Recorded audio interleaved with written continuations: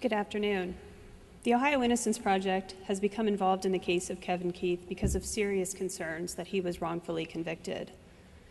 The Ohio Innocence Project is an organization that works with inmates who claim that they are actually innocent of the crimes that they are convicted for. Most of our cases involve DNA.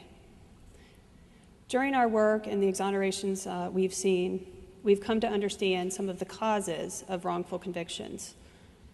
One of those causes is eyewitness misidentification. In fact, of the 255 DNA exonerations across the country, a full 75% of those had a wrongful or a misidentification involved. Kevin Keith's case has several characteristics that tend to happen in misidentification cases. The surviving adult witness initially stated that he was not sure who shot him, and that in fact he couldn't even see the shooter's face. By the time of the trial, he was certain it was Kevin Keith. However, the photo lineup that he was shown was administered by someone who knew who the suspect was, and also, as you can see here from the picture, his picture looked vastly different from the others in the lineup.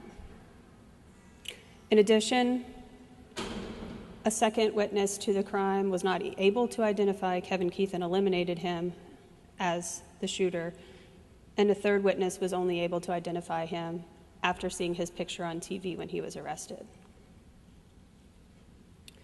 Now, as you know, Ohio recently passed Senate Bill 77, which created new mandatory procedures to enhance the accuracy of eyewitness identifications in Ohio.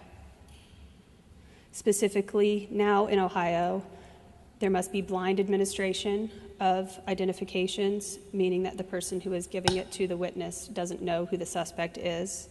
It must be done sequentially, one after another, instead of this type of situation where 6 are shown at once. And also the pictures need to be of similar quality.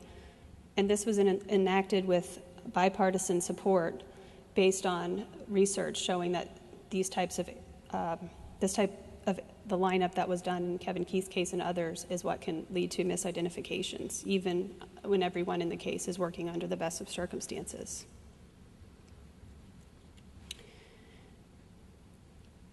In addition, Kevin Keith's case is eerily similar to several of the exonerations that we've worked on, which is another reason that it gives us great pause.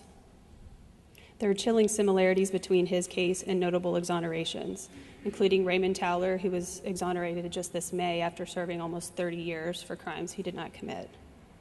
Robert McClendon, who was here today, who served almost 18 years.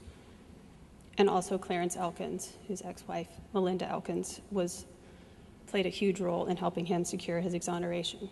All three of those cases involved victims who initially stated that they were not sure who the attacker was and later became certain by the time of trial, but in the end, DNA testing proved conclusively that they were wrong and that it was actually not these gentlemen who were the perpetrators.